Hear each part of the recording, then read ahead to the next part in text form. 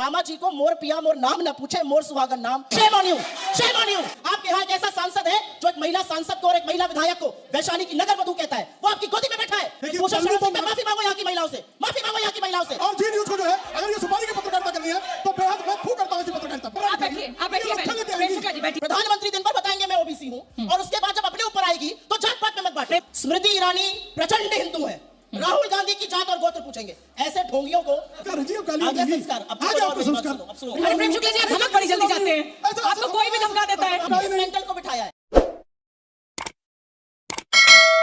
योगी जी जो हैं वो राम मंदिर पहुंचे हुए हैं, देव दीपावली भी आप मना रहे हैं। आपको क्या लग रहा है कि 12 तारीख को जब इस तरह से देव दीपावली दीपोत्सव मनाया जाएगा तो उसका असर जो है उस राम मंदिर की सफलता का मध्य प्रदेश, राजस्थान, छत्तीसगढ़ इन चुनावों में भी देखने को मिलेगा 5 राज्यों की?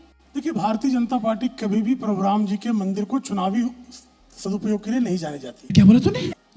भारतीय जनता पार्टी के लिए श्रद्धा का विषय, लेकिन जिस तरह से राम जन्मभूमि पर ताला लगाने का कुकर्म कांग्रेस ने किया, जिस तरह से राम मंदिर को अटकाने भटकाने लटकाने का प्रयास हुआ, जिस तरह से कांग्रेस की सरकार ने संसद में बाबरी मस्जिद राम जन्मभूमि पर बनाने का संकल्प लिया, वो देश जानता। और भारतीय जनता पार्टी 1989 से संकल्प पत्र में भारतीय जनता पार्टी के था, 1990 की कारसेवा भारतीय जनता पार्टी के सदस्यों ने की, हमने उसका शिलान्यास किया, हमने जो है शिला पूजन किया और सतत जो है राम मंदिर निर्माण के लिए भारतीय जनता पार्टी से जुड़े हुए वकीलों ने संघर्ष किया।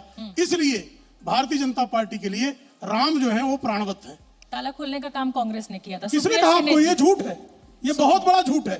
जिला अदालत के आदेश पर ताला खुला है, ताला लगाने का काम कांग्रेस ने किया। ठीक है, सुप्रिया श्रीनेत।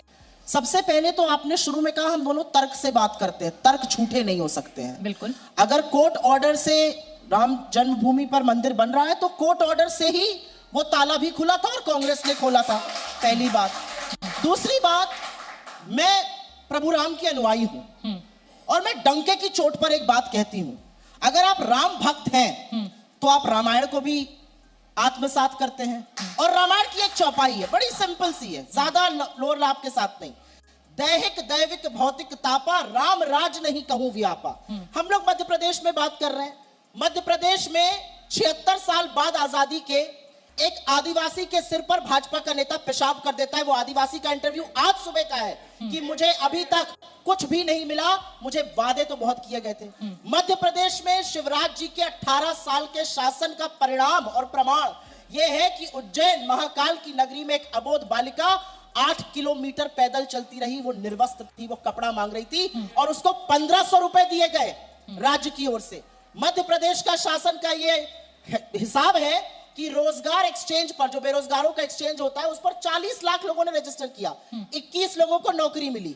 मध्य प्रदेश के 18 साल के शासन का हिसाब किताब यह है कि आज हर व्यक्ति पर, यहां बैठे हर व्यक्ति पर, एक नवजात शिशु पर जो इस समय पैदा हो रहा है, 40,000 का कर्जा है, 4.5 लाख करोड़ यहां का डेट है और निवेश जीरो है, नील बटा सन्नाटा है। मैन्युफैक्चरिंग का रेट उत्तर प्रदेश, छत्तीसगढ़, राजस्थान हर जगह से कम है।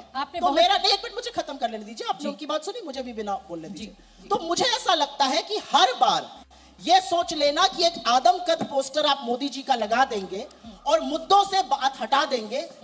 एमपी के मन में मोदी तो आपने बोल दिया, आप जबरदस्ती मोदी के मन में मामा ठूस रहे हैं। मामा जी को मोर पिया मोर नाम ना पूछे मोर सुहागन नाम। मोदी जी मंच पर आकर चीफ मिनिस्टर का उल्लेख नहीं कर रहे हैं, उनके एक कार्यक्रम की बात नहीं कर रहे हैं। जनता आपको लगातार जवाब दे रही है। मेरा अपना मानना यह है कि चुनाव जो है वो बेरोजगारी पर, महंगाई पर और असल मुद्दों पर होना चाहिए। और मैं अंतिम बात ये कहता हूं, सुप्रिया जी, आपने जिक्र किया कि इस राज्य के ऊपर इतने लाख करोड़ का, आपने 4 लाख करोड़ का आंकड़ा मेरे सामने कहा, मैं इसको 3.5 लाख करोड़ रुपए का कर्ज लगभग है, 3.25 हो सकता है, 4 लाख करोड़ का। चलिए ठीक है, 4 लाख, चलिए ठीक है। आप कहते हैं कि बेरोजगारों को 3,000 रुपए की मदद देंगे, 50,000 रुपए ब्याज मुक्त ऋण देंगे, महिलाओं को आप पैसा देंगे। जब इतना कर्ज में डूबा हुआ ये खुद प्रदेश है, तो क्या आपको नहीं लग रहा कि ये जो फ्री की योजनाओं की घोषणा आपके द्वारा की जा रही है, ये फिर आप कैसे राज्य चला पाइएगा? बहुत अच्छा सवाल आपने पूछा और इस सवाल का तर्क भी देना जरूरी है। हमारे वचन पत्र और इनके दावों में एक अंतर है। हम हवाई बातें और जुमले नहीं करते, हम अपने वचन पत्र को निभाते हैं। हमारा ट्रैक रिकॉर्ड आप उठाकर हिमाचल प्रदेश, राजस्थान, छत्तीसगढ़ और कर्नाटका का देख लीजिए। और मैं एक बात छोटी सी कहूंगी, उसके बाद आपके डायरेक्ट सवाल का जवाब दूंगी। हमने राजस्थान और छत्तीसगढ़ में सरकारें चलाई, और जब अब हम जाकर प्रचार कर रहे हैं या वोट मांग रहे हैं जनता से, तो अपना रिपोर्ट कार्ड दिखाकर डंके की चोट पर और सीना ठोक के कह रहे हैं 96% वादे पूरे किए, आपका आशीर्वाद मांग रहे हैं, इसको और आगे बढ़ाएं। आप क्या कर रहे हैं? फला इधर की बात, उधर की बात, बस मुद्दों की बात छोड़ के। आपने मुझसे पूछा पैसे कहां से आएंगे। बहुत सिंपल है, बगल का राज्य छत्तीसगढ़ है। छत्तीसगढ़ में इनका 15 साल तक शासन था, लोग तबाह थे। आज छत्तीसगढ़ की हालत आप देख लीजिए। छत्तीसगढ़ में मोदी जी जाकर कहते हैं, और ये मैं मोदी जी का नाम जानबूझकर ले रही हूं क्योंकि छत्तीसगढ़ का इनके घोषणा पत्र का नाम है नरेंद्र मोदी की गारंटी। आप हमारी गारंटी से सीख रहे हैं, अच्छी बात आप है। ये नहीं बता रही हैं कि कर्ज में डूबा हुआ राज्य कैसे आप जब फ्री की इतनी घोषणाएं कर रही हैं। सिर्फ ऐसा नहीं लग रहा है कि आप वोटर से वोट के लिए ये वादे कर रहे हैं, राज्य चलेगा कैसे, वो कर्ज कैसे चुकेगा और आगे कैसे बढ़ेगा राज्य? मुझे इस बात का तो थोड़ा श्रेय देंगे कि इकोनॉमी तीनों लोगों में शायद मेरी अच्छी पकड़ है, उसका मैं जवाब आपकी पकड़ बेशक अच्छी है, तभी उसका तो मैं मैं आपसे जवाब मांग रही हूँ। उसका मैं जवाब दूंगी, लेकिन मैं कुछ जुमलों का पर्दाफाश करना चाहती हूँ। मोदी जी की गारंटी, छत्तीसगढ़ में 3100 में धान खरीदेंगे। अरे प्रभु, बगल के मध्य प्रदेश में खरीद लीजिए, वहां पर 500 में सिलेंडर देंगे। 10 राज्यों में सरकार है, एक में 500 में सिलेंडर नहीं है।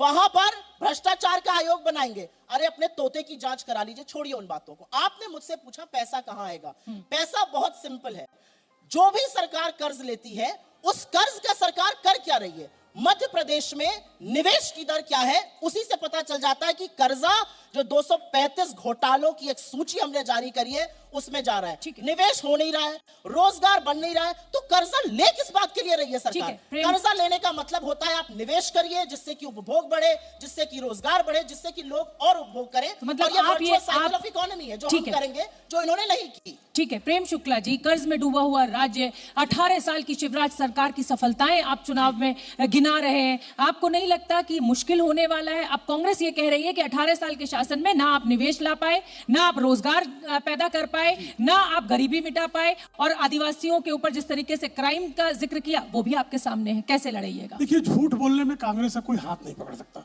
सुप्रीम कोर्ट सर्टिफाइड झूठे है। अब देखिए हमने विकास कैसे किया, वो आंकड़ों में कैसे परिलक्षित होता है। 2003 में 23,161 करोड़ जो है कुल मिलाकर इस प्रदेश का बजट था। आज वो 3,14,025 करोड़ का है। आर्थिक वृद्धि दर दिग्विजय सिंह के कार्यकाल में औसत थी 4.43%। आज जो है 16.43%। आप ये जो आंकड़े गिना रहे हैं ना, अब आप मुझे टोक रही है। देखिए मैंने अभी एक मुझे 10 सेकंड दीजिएगा, अभी 10 सेकंड दीजिएगा। मैंने GMP छत्तीसगढ़ का मैंने अभी देखा डिबेट, और 3 लोग विरोध में खड़े थे और हमारा प्रवक्ता अकेला था। आपके 2 जो एंकर थी वो लगातार मध्य प्रदेश के विपक्ष की, कांग्रेस की प्रवक्ता की तरह काम कर रही थी। तो कृपा करके जी न्यूज का नहीं, और MP छत्तीसगढ़ का मैं बता रहा हूँ उसको ना, मैं सामने देख रहा हूँ। और ये जो भीड़ आई है, इसको आपने जो बुलाया है, ये हुल्लड़ ब्रिगेड, ये हुल्लड़ ब्रिगेड को भी मैं पहचान रहा हूँ। यहाँ से भी लोग चिल्ला सकते हैं, लेकिन और आपने झूठ को सतत बोलने दिया और सत्य को सुनना नहीं चाहती। झूठ का जवाब देने के लिए जवाब तो आप देंगे ना। सुप्रिया श्रीनेत ने जो आरोप लगाए आपके ऊपर, प्रेम शुक्ला जी वो जवाब आप देंगे। मैं आपके राजनीतिक पार्टी का हिस्सा नहीं हूँ। उसको उत्तर देने दीजिए, उत्तर देने दीजिए। ये हुल्लड़ ब्रिगेड चिल्ला रहा है, छोड़ने कीजिए। ये हुल्लड़ ब्रिगेड चिल्ला रहा है।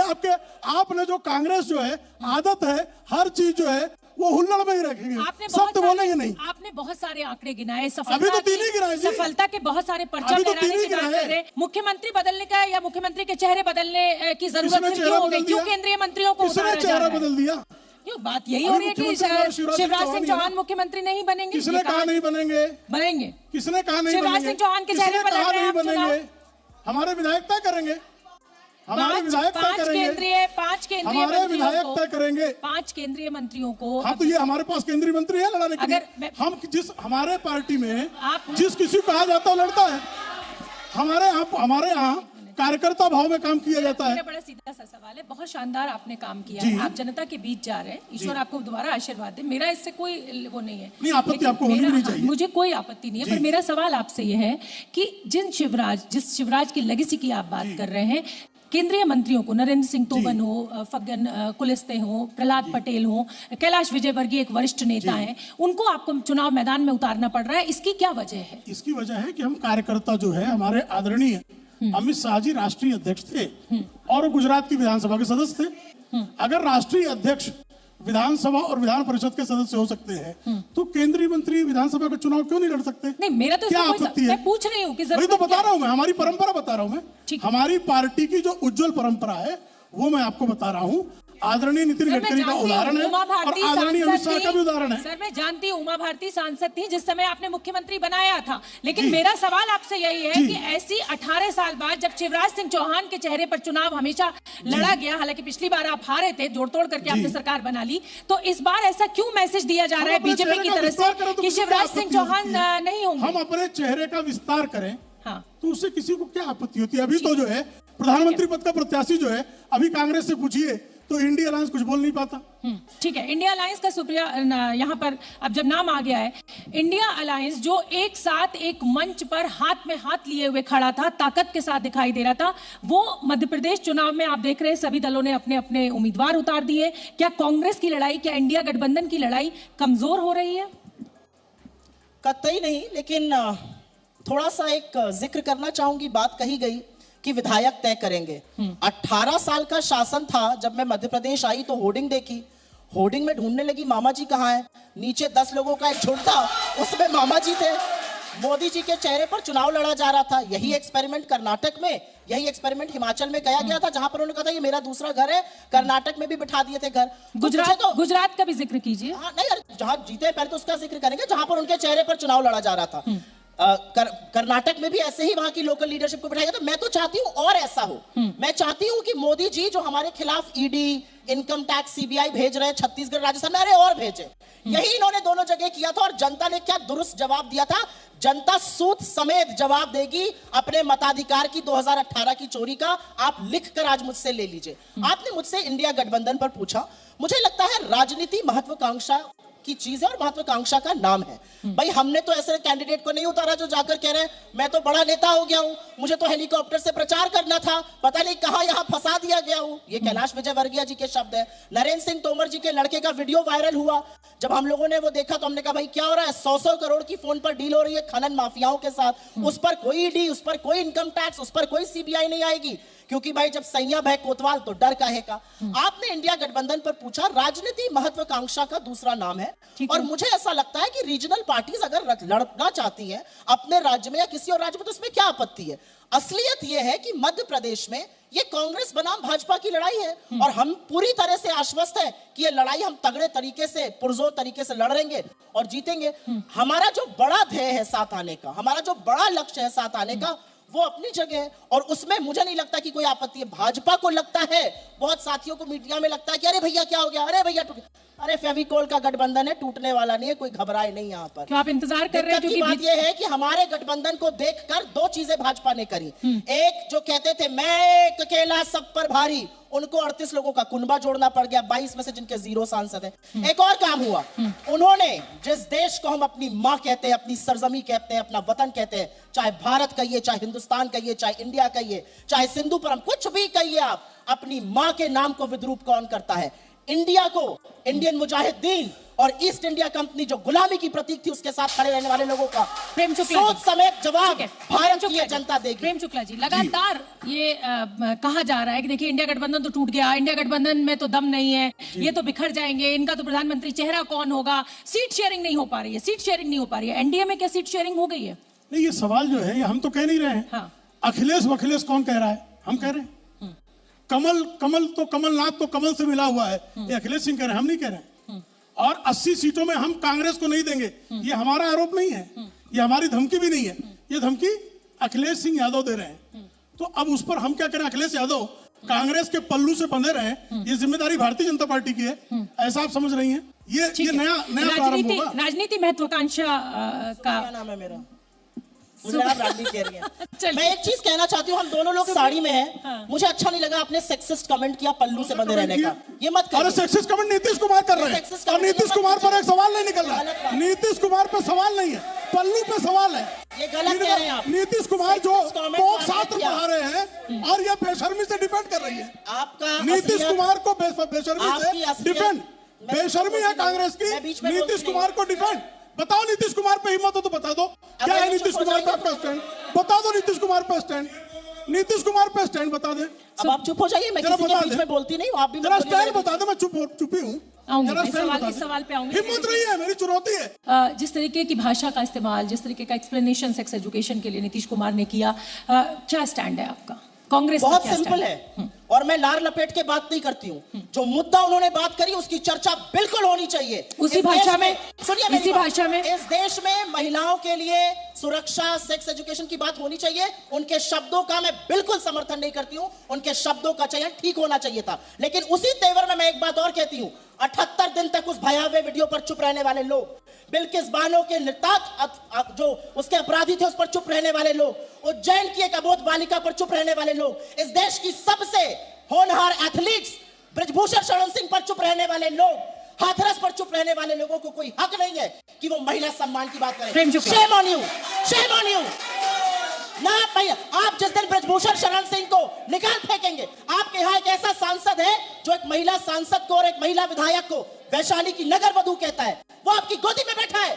क्या मतलब है आपका? प्रेम आप शुक्ला महिला जी। सम्मान पे बात चीखने करें। चिल्लाने से शर्म आनी- झूठ सत्य नहीं हो सकता। शर्म आनी चाहिए। बेशर्मों की बेशर्मी ब्रजभूषण है। शरण सिंह ये को सुन बेशर्मी लेते है। हैं, सुन लेते हैं। ये बेशर्मी है, इसे जब ये बीच बेशर्मी में कहते हैं। बोले थे, अगर टोका होता तो मैं चुप हो जाती, अब मैं चुप नहीं होंगी। देखिए, ब्रजभूषण शरण सिंह अब को चिल्लाएंगी हो। जिस दिन निकाल ठीक है, पता है सुन ले, कि जवाब मैं सुन पोल लेते हैं, खोलूंगा। जवाब दे दीजिए जी। देखिए, ब्रजभूषण कल्लू शरण तो सिंह पे मैं- माफी मांगो यहाँ की महिलाओं से, माफी मांगो यहाँ की महिलाओं से। ये चीखा नहीं ब्रजभूषण शरण चिल्लाएंगी। सिंह से हाथ जोड़ो, ये माफी गुंडा ही मांगो। है। माफी मांगो ये लड़कियों सोच लो से, इनको, सोच लो इनको। माफी मांगो, देख लीजिए इनकी दशा। माफी मांगो, देख लीजिए माफी इनकी दशा। मांगो, माफी मांगो हाथरस पे। चलिए, माफी मांगो अब आप लोग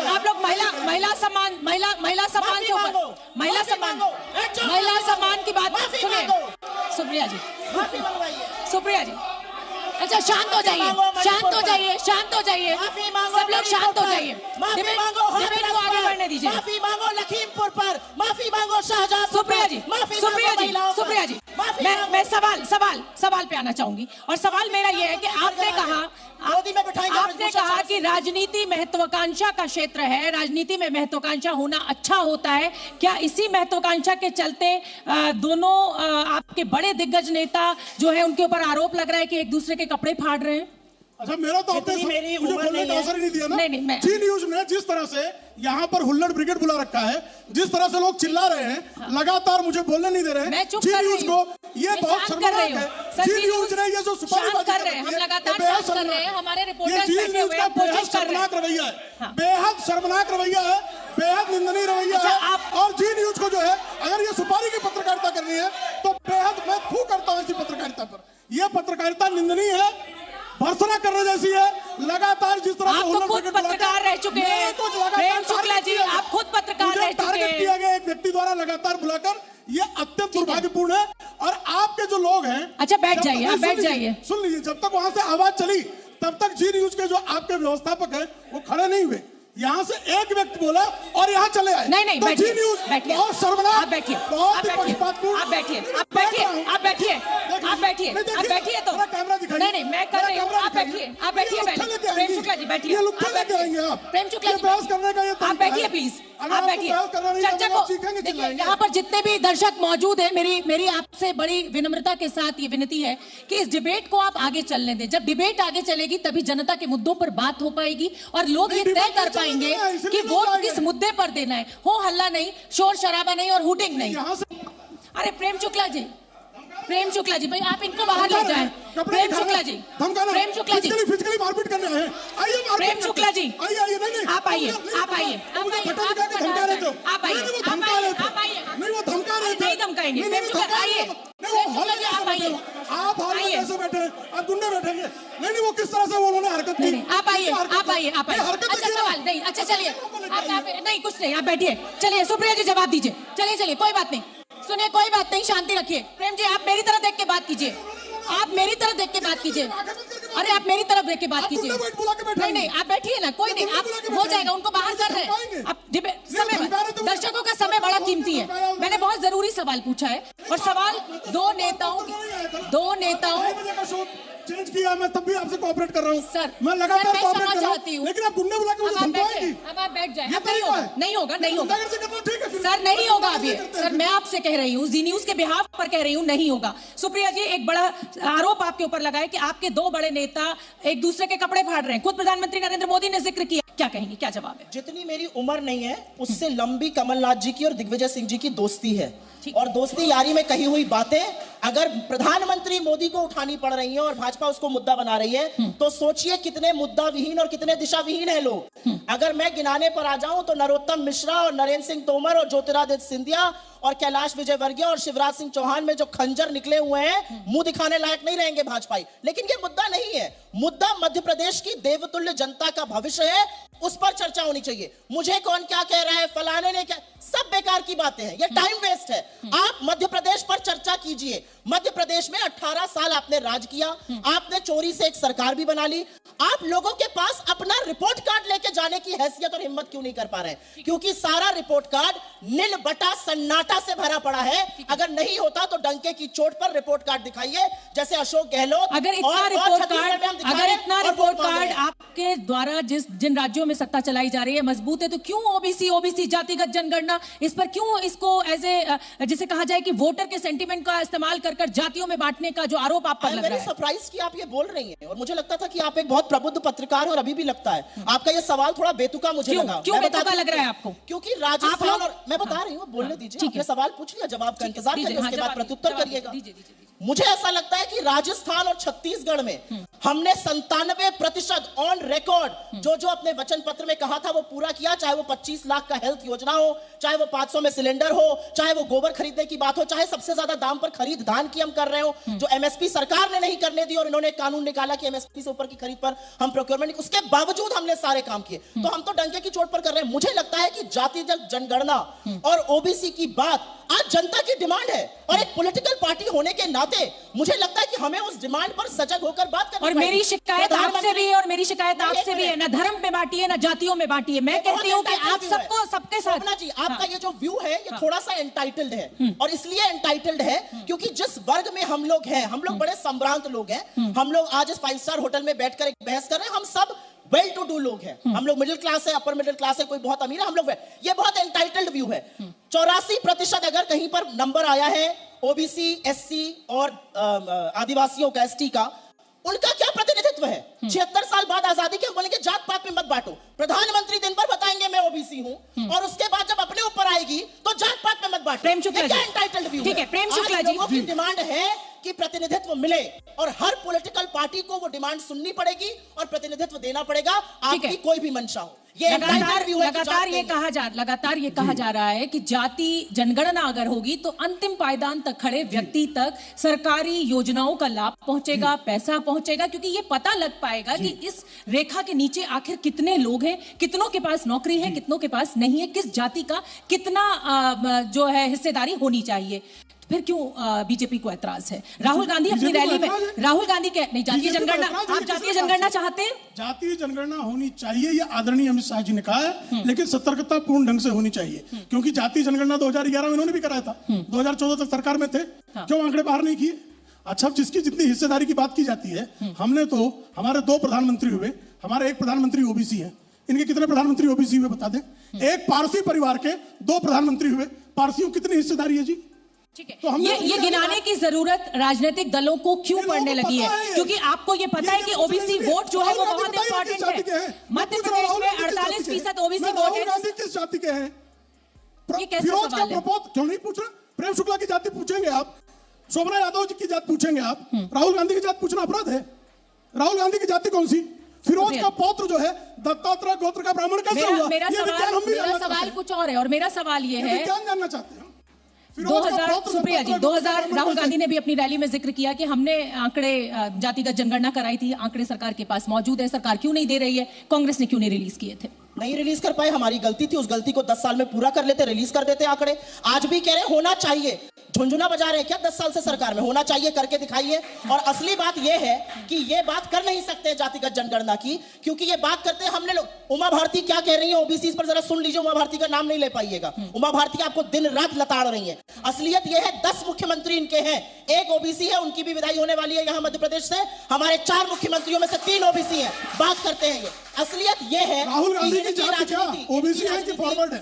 इनकी राजनीति इतनी भोंडी है। कौन सी जाति क्या होगा? नहीं पूछूं मैं, आपसे पूछ कर करूंगा, आपसे पूछ कर प्रेम शुक्ला जी, आप मुझसे बात कीजिए ना, आप जनता से क्यों बात करनी है? मुझे राहुल शुक्ला जी, फिर क्यों इशारा कर रहे हैं आप? मैं प्रेम आप शुक्ला तय जी, करेंगे, प्रेम शुक्ला जी, अभी तय करेंगे। आप मुझसे बात कीजिए ना। मैं यहाँ मैं बैठी हूँ, नहीं, यहाँ आप मेरे डिबेट करके बंद करूं? इस मंच का इशारा क्यों कर रहे हैं? प्रेम शुक्ला इशारा जी, क्यों कर रहे हैं वो? इस मंच का संचालन कौन कर रहे हैं आप ये बता? छोटा सा जवाब, मंच का संचालन। मैं छोटा सा जवाब के पहले आपके सामने बात बोल देती हूँ। हाँ। स्मृति ईरानी प्रचंड हिंदू है, राहुल गांधी की जात और गोत्र पूछेंगे। ऐसे ढोंगियों को ना मैं फिरोज के घर में दत्तात्रेय ग्रुप का भ्रमण कैसे पैदा हुआ? आप बताइए। अच्छा चलिए, अच्छा चलिए, अब दोनों प्रवक्ता मेरे साथ बैठे हुए हैं। मध्य प्रदेश के चुनाव में कैसे हुआ दत्तात्रेय ग्रुप का भ्रमण? दूसरों के औकात। अब आपकी भाषा समझ में आ गई ना? आप जो है नाली के कीड़े वाली भाषा बोलने वाली, गाली वाली बाई की भाषा आ गई, गाली वाली बाई की भाषा आ गई। अच्छा, आपका संस्कार है, गालीबाजी आपका संस्कार है, आपका संस्कार है जी। आप गाली देंगी, आज आपका संस्कार। ये धमकाओ मत, सुनो आप मेरी मैं बात आपका चर खरीद अरे प्रेम शुक्ला जी, आप धमक बड़ी जल्दी जाते हैं। आपको कोई भी धमका देता है। अच्छा बैठ जाइए ना। क्यों दूंगा? मैं चर खरीद गुलाम नहीं हूँ, मैं चर खरीद गुलाम नहीं हूँ, कांग्रेस का चर खरीद गुलाम नहीं हूँ। अच्छा सुनिए, मेंटल को बिठाया है। मेंटल आदमी है क्या? पहले अरे ऐसी भाषा नहीं, प्लीज, मैं आप दोनों से कह रही हूँ, इस तरह की भाषा नहीं, गाली वाली बाई, इस तरह की भाषा नहीं। आप लोग के पास फैक्ट्री हो गालियां ही देगा। ये गालीबाजी लोग हैं, और ये सही कर रहे उधर हैं, गाली वाला, इधर ये गाली सही कर वाला। रहे हैं।